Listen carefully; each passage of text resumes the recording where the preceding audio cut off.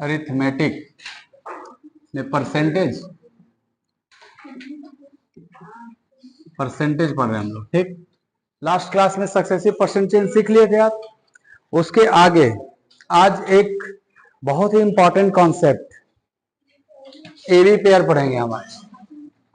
क्या पढ़ेंगे? AB pair. बहुत ही फायदे हैं इसके, इसलिए आप इसको समझोगे। हेडिंग ही डाल दे रहे हैं हम एबी पेयर। कहीं भी नया देखते हैं आप घबरा जाते हैं या फिर लगता है नया है क्या। कुछ नहीं है, बहुत आसान है। किसको बोलेंगे एबी पेयर, ये समझना है आपको, ठीक है। जैसे मान लो कि एक नंबर इनिशियली 100 होता है, लेके चलते हैं ना जनरली, किसी संख्या को मान लेते 100 है, वैसे माना कि एक नंबर 100 है। इसको भाई साहब हम लोग पहले 25% अगर बढ़ाएं तो ये क्या बन जाएगा बताओ? बन जाएगा सर, ये बन जाएगा 125। क्यों? क्योंकि सर 100 का 25% 25 बढ़ जाएगा तो ये बन जाएगा 125, यही ना। अब ध्यान से सुनना कि इस संख्या को कितना कम करें ताकि हम पुनः इसी संख्या पे आ जाए। मतलब जहां से चले थे ना वहीं हम पहुंचना चाह रहे हैं। कहां जाना चाह रहे हैं हम? 100 बनाना चाह रहे हैं। तो आप कहोगे सर आप यहां 25 बढ़ाए थे तब ना 125 बना था, क्या अब मेरे को 25 घटाना पड़ेगा? भाई 125 में 25 घटाएंगे तभी ना 100 बनेगा। लेकिन ये जो 25 की कमी होगी, क्या उसका बेस अब 125 हो जाएगा? जैसे यहां 25 बढ़ा था तो 100 पे बढ़ा था, लेकिन यहां 25 घटेगा तो 125 में से घट के 100 बनेगा।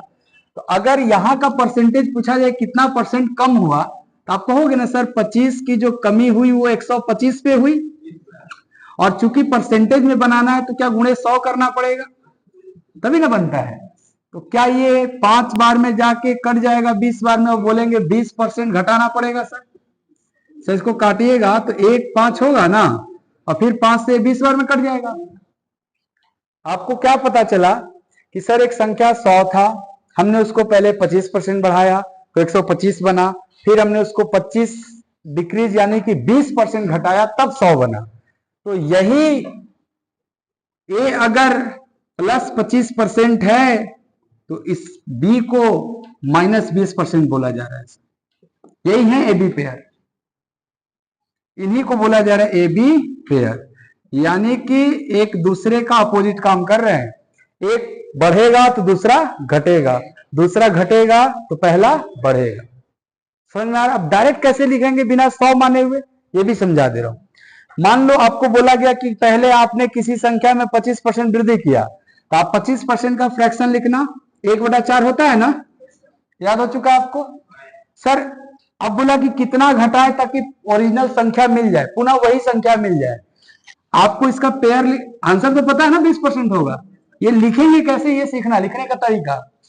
सर ये जो ऊपर +1 है ना, इसको लिखना है -1। ऊपर वाला का वैल्यू नहीं चेंज होगा भाई, सिर्फ और सिर्फ क्या होगा? Sign change. अगर यहां प्लस है तो -1। डिनोमिनेटर में कैसे लिखोगे? इन दोनों नंबर को कंबाइंड करके 4 + 1, क्या ये हो गया 1/5, और 1/5 को क्या बोलते हैं? ये भी पेयर। अब इसमें न जाने कितने सवाल बनेंगे। बोला जाता है ना कि यदि किसी संख्या में 20% की वृद्धि कमी कर दी गई तो बताओ उसमें कितना वृद्धि किया जाए ताकि संख्या अपरिवर्तित रहे। क्वेश्चन ऐसे बोला जाता है कि किसी संख्या में पहले 20% का कमी किए तो अब कितना वृद्धि करें ताकि संख्या अपरिवर्तित रहे। तो आप कहोगे सर देखो 20% अपरिवर्तित मतलब क्या? आप ओरिजिनल नंबर ही चाहते हो, यानी कि 20% डिक्रीज को लिखोगे फ्रैक्शन में 1/5। सर इसका पेयर कैसे सीखा हमने लिखना? ऊपर वाले को चेंज नहीं करना है, +-1 है तो सिर्फ किस में हो जाएगा? +1 हो जाएगा, और नीचे वाला तो दोनों कंबाइंड होकर लिखा जाएगा। तो 5 - 1 और 1/4 क्या होता है? प्लस है, इसलिए बोलोगे ना 25% वृद्धि, क्या वो वही चीज आ रहा है आपका? समझ रहे बात को? कॉन्सेप्ट समझ में आएगी पेयर कैसे करना है? एग्जाम्पल कुछ करवा देता हूं। ठीक है, होने नहीं किए थे। अभी ए बी पेयर है और मैंने आपको इसका ए दिया है और बी निकालना है। क्या तरीका है समझिएगा। सबसे पहले जो दिया हुआ है इसका आप फ्रैक्शन लिखिए, +1/5 20% का, क्योंकि वृद्धि था इसीलिए प्लस लिख रहे हम लोग। अच्छा इसका फ्रैक्शन बताओ, 1/6, भूल गया तो इसे गुणा कर लो, 16 3 48 2 50/300 1/6।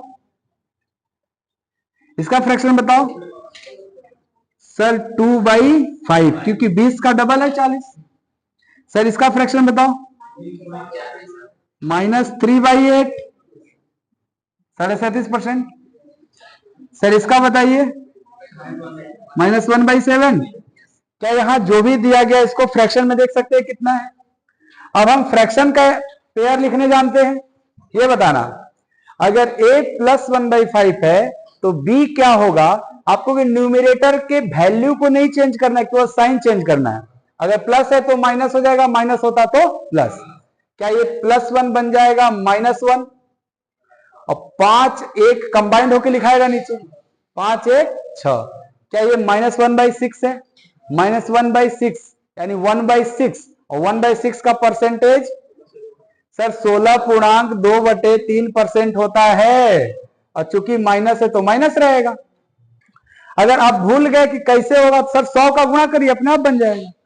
क्या किसी फ्रैक्शन को 1/6 फ्रैक्शन है, परसेंटेज बनाने के 100 गुणा करेंगे तो 2 से कटेगा, और ये 3 बार में यानी 50/3%। अगर इसको सिंप्लीफाई करें तो 16 बार में जाएगा, 16.2/3% होगा ना।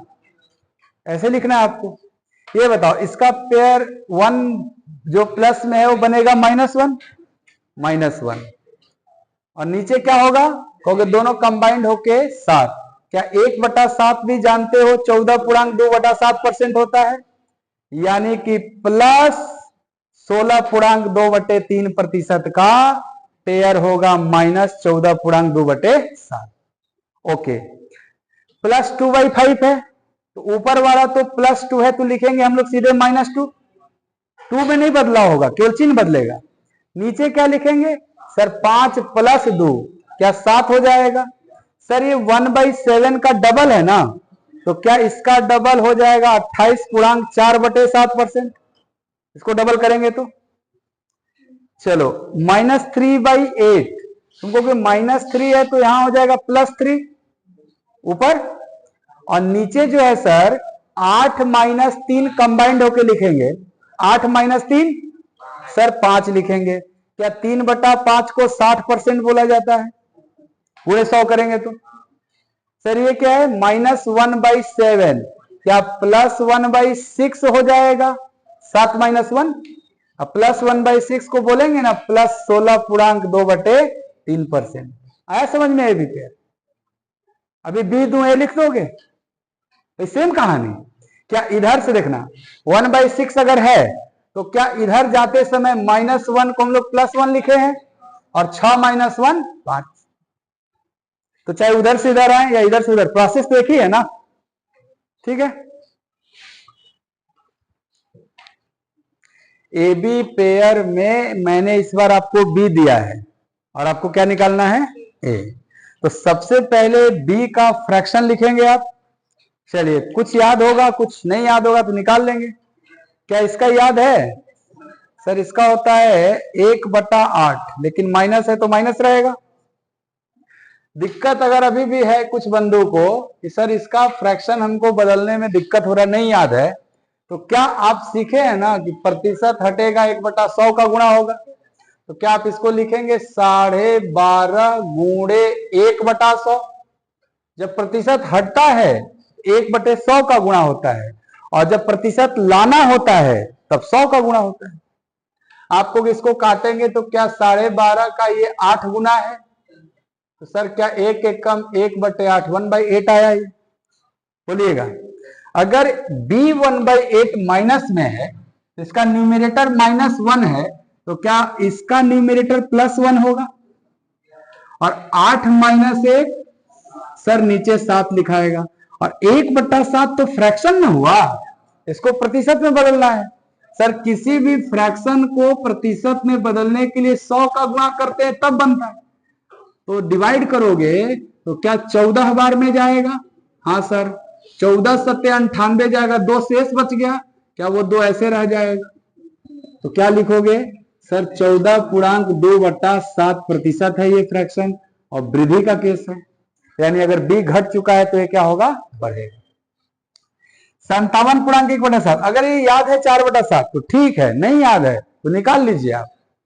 आपको 57.1/7% का भिन्न चाहिए हमको। कैसे करेंगे?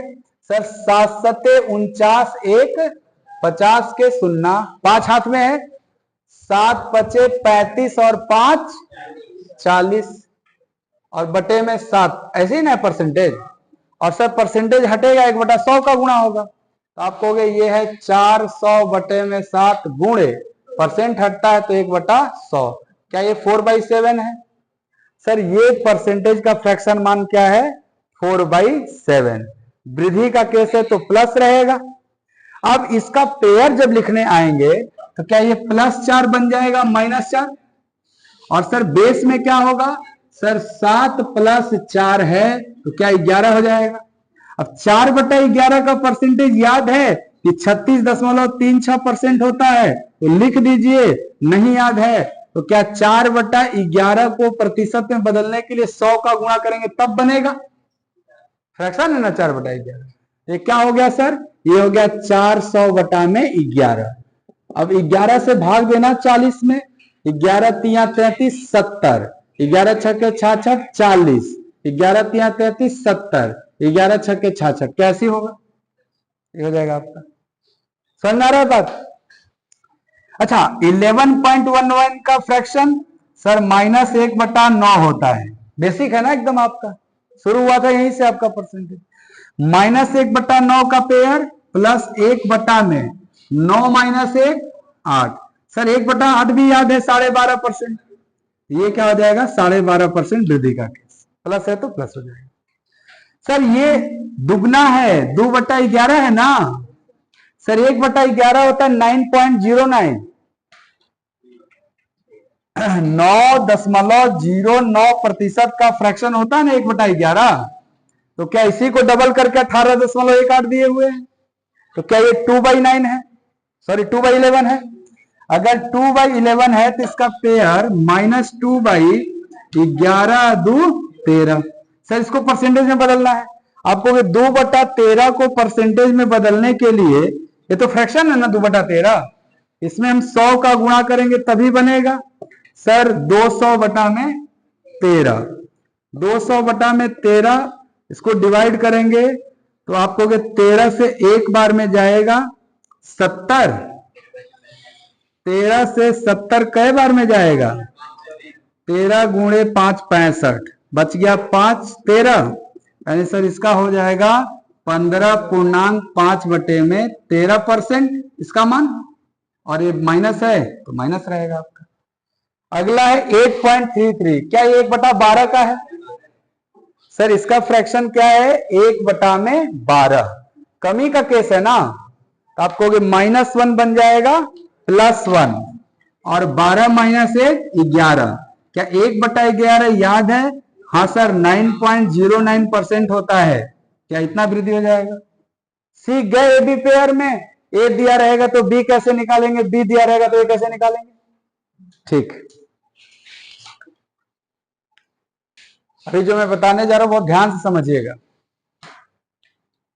अगर मान लो 2 वेरिएबल है, एक ए और दूसरा बी, ये 2 वेरिएबल है, इसके मान कुछ भी हो सकते हैं, ये कुछ भी हो सकता है।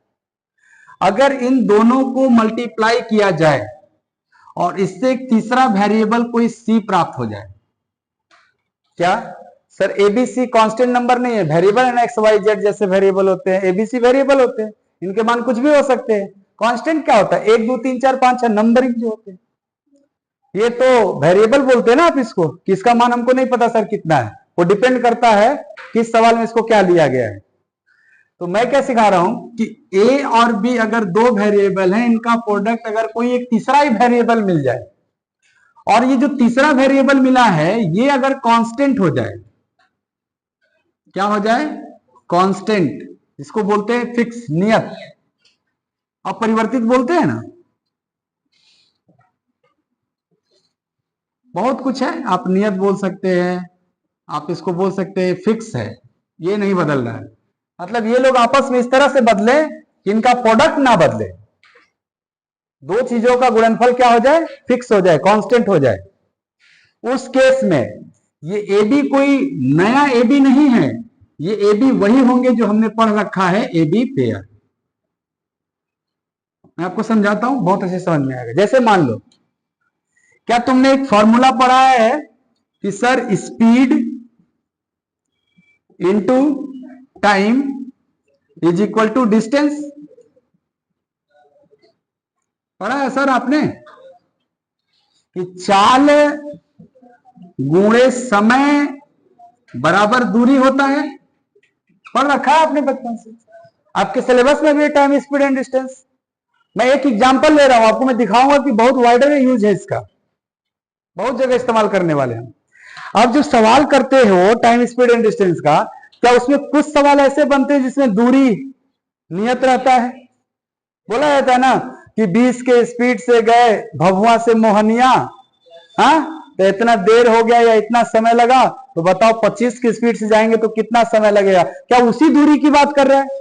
या आपने पढ़ा होगा घर से ऑफिस जाते समय इस स्पीड से गया, तो बताओ ऑफिस से घर कितनी स्पीड से आए, ताकि उसका समय कुछ दे देता है कि इतना का अंतर रहे या इतना हो जाए या टोटल हो जाए। तो ऐसा सवाल जिसमें ये डिस्टेंस कांस्टेंट हो जाए, जिस दूरी को आप गए हो उसी दूरी को चल के आओगे, तो क्या डिस्टेंस कांस्टेंट माना जाएगा। समझ में आ रहा है बात।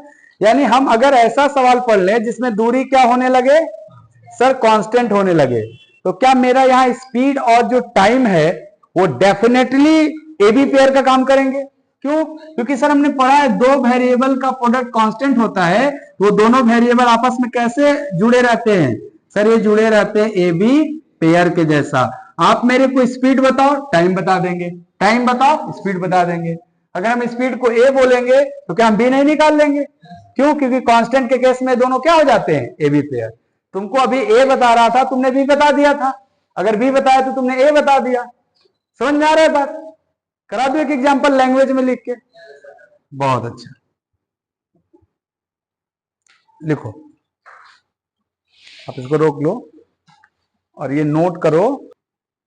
एग्जांपल ये है आपका कि एक बाइक के स्पीड में या किसी व्यक्ति के स्पीड में अगर आप 25% का इंक्रीज करते हो, एग्जांपल ऐसे है कि समान दूरी को चलने में अगर बाइक के स्पीड, ट्रेन के स्पीड या व्यक्ति के स्पीड में अगर आप 25% की वृद्धि करते हो तो उसको समय कितना परसेंट कम लगने वाला है। अच्छा ये बताओ, तुम स्पीड बढ़ा दोगे क्या टाइम कम लगेगा। एकदम लॉजिकल है ना बात कि सर अगर मान लो यहां से वहां जाना है, पहले हम जिस स्पीड से जाते होंगे जो भी टाइम लगता होगा, क्या मैं स्पीड बढ़ा के जाऊंगा तो उस टाइम से कम टाइम लगेगा। वही मैं प्रश्न कर रहा हूं कि अगर किसी की स्पीड में 25% का इंक्रीज कर दिया जाए तो उसके टाइम में कितने परसेंट का डिक्रीज हो जाएगा। आपको क्या इस सवाल में डिस्टेंस का कोई जिक्र है, तो क्या ये डिस्टेंस कांस्टेंसी वाला केस है। और जब डिस्टेंस कांस्टेंट होता है तो क्या स्पीड का उल्टा टाइम होता है, टाइम का उल्टा स्पीड होता है, और उल्टा का मतलब ही होता है एडी पेयर, राइट।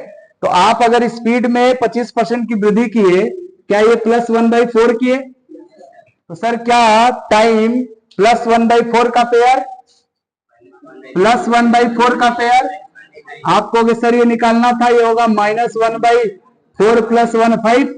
-1/5 को परसेंटेज में क्या बोलते हैं, क्या टाइम इसको 20% कम लगने वाला है। समझ गए इस बात को। अगर वो ओरिजिनल टाइम देंगे हम 20% घटा के नया टाइम बता देंगे। आया समझ में। एक और बात समझ लेना, ये तो एक एग्जाम्पल हुआ, ऐसे ऐसे न जाने कितने एग्जाम्पल बनने वाले हैं। जैसे भी परसेंटेज चैप्टर पढ़ रहे हो आप, इसमें एक टर्म यूज होगा प्राइस कंजप्शन एक्सपेंडिचर, कीमत, ये प्राइस कंजप्शन और एक्सपेंडिचर, ठीक है, इसको क्या बोलते हो, मूल्य या कीमत। और ये क्या होता है, खपत। और ये क्या होता है, खर्च या व्यय बोलते हैं ना सर। तो सर इन तीनों में वही रिलेशन है क्या, कि सर प्राइज में कंजप्शन का मल्टीप्लाई होता है तभी पता चलता है एक्सपेंडिचर कितना हुआ मेरा। ये ऑटोमेटिक है, ये कोई फॉर्मूला की तरह नहीं। आप ऐसे सोचो, मान लो मार्केट में 100 रुपए केजी सेब है, क्या ये प्राइस हुआ सेब का? 100 रुपए केजी सेब है तो सेब का ये प्राइस कहला है ना। और तुमको 4 केजी सेब चाहिए, कितना केजी चाहिए? 4 केजी। क्या ये तुम्हारा खपत है? आप बोलेंगे तुम्हारा कितना पैसा खर्चा हो जाएगा वो 4 केजी सेब लाने में, तो बोलोगे ना कि यार 100 रुपए केजी है, 4 केजी मेरा कंजप्शन है, तो क्या मुझे 400 रुपए देना पड़ेगा तब आएगा? तो क्या प्राइस में कंजप्शन का मल्टीप्लाई किया तब एक्सपेंडिचर निकला। अब अगर किसी सवाल में एक्सपेंडिचर कांस्टेंट होने लगे, क्या होने लगे सर, एक्सपेंडिचर कांस्टेंट होने लगे, क्या ये दोनों फिर से एबी पेयर का काम करेंगे? बोलना क्यों? क्योंकि हमने पढ़ रखा है सर, जब भी ए और बी के प्रोडक्ट सी कांस्टेंट होता है तो ये दोनों एबी पेयर होते हैं। तो यहां पे प्राइस और कंजप्शन का प्रोडक्ट अगर एक्सपेंडिचर होता है और ये कांस्टेंट हो जाए तो क्या प्राइस और consumption like that AB pair? बोलना। अब यहां पे सवाल कैसे बनाया जाएगा? बनाया ये जाएगा कि सेब के मूल्य में 20% की वृद्धि हो गई, सेब के प्राइस में मान लो 20% की वृद्धि हो गई, ठीक, तो आपको सेब कितना कम मिलेगा समान पैसे में। जो पैसा पहले लेके जाते थे उस पैसे में मान लो कुछ केजी सेब लेके आते होगे, अब जब सेब का दाम बढ़ेगा क्या उतने ही पैसा में पहले जितना लाते थे उतना ला पाओगे? कम न लाओगे। तो क्या एक्सपेंडिचर कांस्टेंट रखना चाह रहे हैं? सर ये हम बदलना ही नहीं चाह रहे। तो क्या हमारा अब प्राइस बढ़ेगा तो सामान कम मिलेगा, तो सर कंजप्शन में क्या होगा, खपत में क्या होगा? सर खपत क्या गिर जाएगा? अगर ये 20% बढ़ा है तो क्या ये 1/6 गिर जाएगा? क्या 1/6 को 16.2/3% बोलते हैं? यानी सर अगर आप व्यय बदलना नहीं चाहते, आप खर्च नहीं बढ़ाना घटाना चाहते, तो अगर वस्तु का दाम बढ़ेगा तो क्या वस्तु कम मिलेगा हमें? अगर वस्तु का दाम कम होगा तो क्या वस्तुएं हमें ज्यादा मिलेंगी? और किसके हिसाब से? सर एबी पेयर के हिसाब से। समझ में आ गया ये बात? ये बहुत इंपॉर्टेंट है, इसको ध्यान रखना। ठीक है, लिखेंगे, लिखिए, वस्तु के कीमत में, वस्तु के कीमत में 16.2/3% वृद्धि होने पर, 16.2/3% वृद्धि होने पर क्या कहना चाह रहा हूं कि सर प्राइज में 16.2/3% वृद्धि होने पर एक व्यक्ति को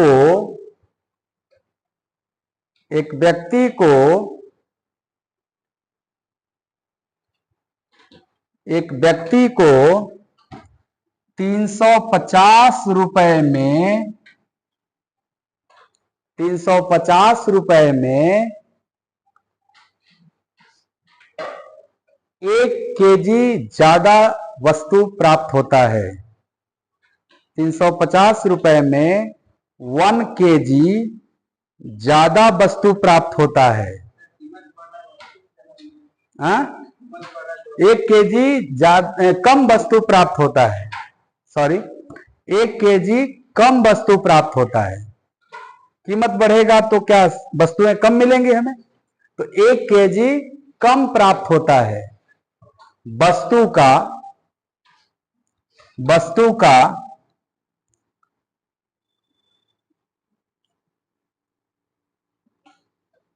आरंभिक मूल्य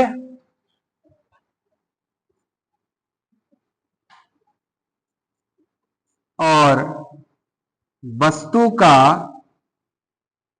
वर्तमान मूल्य ज्ञात करें वस्तु का आरंभिक मूल्य और वस्तु का वर्तमान मूल्य, यानी ओरिजिनल प्राइस क्या था, प्रेजेंट प्राइस या न्यू प्राइस क्या है। पर केजी आपको ज्ञात करना है कि वस्तु पहले पर केजी कैसे मिलता था, अभी पर केजी कैसे मिलेगा, ये दोनों ज्ञात करना है। ठीक, करेंगे ज्ञात, करिए, ट्राई करिए। मैंने ये सवाल बोला है कि आपके पास 350 रुपए हैं टोटल, जब आप ये मार्केट में लेके गए तो आपको पता चला कि यार वो आर्टिकल का प्राइस बढ़ चुका है। प्राइस कितना बढ़ चुका है सर? प्राइस बढ़ चुका है 1/6, 16.2/3% प्राइस बढ़ चुका है। तो बोला गया कि आपको उसी 350 रुपए में कितना 1 केजी कम प्राप्त हो रहा है। तो आपको सर कंजप्शन होता है ना, केजी वगैरह कितना हमको मिल रहा है। तो अगर प्राइस 1/6 बढ़ा है तो कंजप्शन कितना कम होगा, क्या आप निकाल सकते हैं सर? +1/6 का पेयर -1/7, यानी वस्तुएं अब हमें 1/7 यानी 14.2/7% कम मिलेंगी। दाम बढ़ा है तो सामान कम मिलेगा। आप कह रहे हो कि सर कंजप्शन 1/7 कम मिल रहा है, मतलब सर नीचे वाली वैल्यू को बोला जाता है कि इनिशियल वैल्यू है, आरंभिक मान है। ये बेस को क्या बोलते हैं? इनिशियल, यानी प्रारंभ में हमको 7 केजी मिलता होगा तो अब मुझे 1 केजी कम, -1 का मतलब, इसका मतलब समझ लो फ्रैक्शन का। सर जो नीचे है वो है बेस, बेस मतलब पहले इतना मिलता था, आरंभिक वैल्यू, और ऊपर जो है वो चेंज बताया गया कितना कम। ये कितना कम है सर? 1 यूनिट कम है। तुम्हारे क्वेश्चन में कितना कम प्राप्त हो रहा है? 1 केजी। तुम कहोगे 1 यूनिट का वैल्यू है सर 1 केजी, राइट? तो क्या 7 यूनिट का वैल्यू 7 केजी? इट मींस तुमको शुरू में 7 केजी मिला करता था। कोई पूछेगा अब कितना केजी मिल रहा है, तो कहोगे सर 1 केजी कम मिल रहा है। तो क्या केवल 6 केजी मिल रहा है? सर हमसे पूछा गया है शुरू का प्राइस क्या था, ओरिजिनल प्राइस क्या था। इनिशियल प्राइस को ही ना ओरिजिनल प्राइस कहा जाएगा। बताइए, आरंभिक कीमत ही है आपका ओरिजिनल कीमत।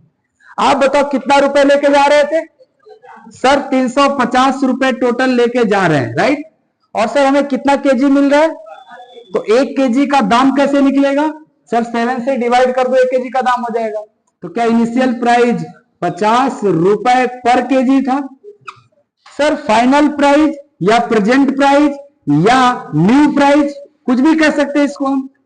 तो न्यू प्राइस क्या होगा? आपको सर अगर ओरिजिनल प्राइस 50 रुपए है तो क्या प्राइस में 1/6 का वृद्धि हो गया है? अगर 1/6 वृद्धि हो गया, क्या इसको 1/6 बढ़ा देंगे तब भी निकल जाएगा? या ये बताओ, अभी भी तो तुम 385 रुपए लेके जा रहे हो और अब कितना पा रहे हो सर? 1 केजी कम प्राप्त हो रहा है। क्या मुझे केवल 6 केजी मिल रहा है? तो अगर मैं 6 केजी से डिवाइड कर दूं तो ये आ जाएगा 1 केजी का दाम। अब 6 से डिवाइड कर लेना, 6 से कितनी बार में जाएगा? 5 बार में 30 बचा 50, 50 कितनी बार में? 8 बार में 48, 20 बचा 3 बार में, 3 बार में, क्या ऐसे ही चलते जाएगा? तो आपको न्यू प्राइस हो गया 58.33 रुपीज पर केजी। क्या सवाल सीख गए? क्या करना है? कुछ नहीं सर, प्राइस का पेयर लिखेंगे कंजप्शन, और कंजप्शन दिया है कितना कम प्राप्त हो रहा है, उससे कंपेयर करेंगे कि 1 यूनिट का मान 1 केजी तो 7 यूनिट का मान 7 केजी। और ये नीचे वाला हमेशा क्या होता है? आरंभिक वैल्यू। इसका मतलब प्रारंभ में मुझे कितना किलो मिल रहा था? 7 किलो। भाई कौ रुपया में? 350 में, वही ना लेके गए थे। अगर 350 में 7 केजी तो 1 केजी का दाम। ऐसे ही 350 में अब कितना मिलेगा? 6 केजी, 1 केजी का दाम, डिवाइड कर लेंगे। सीख गए सवाल? घबराना नहीं, सब सीट में रहेगा आपके सवाल।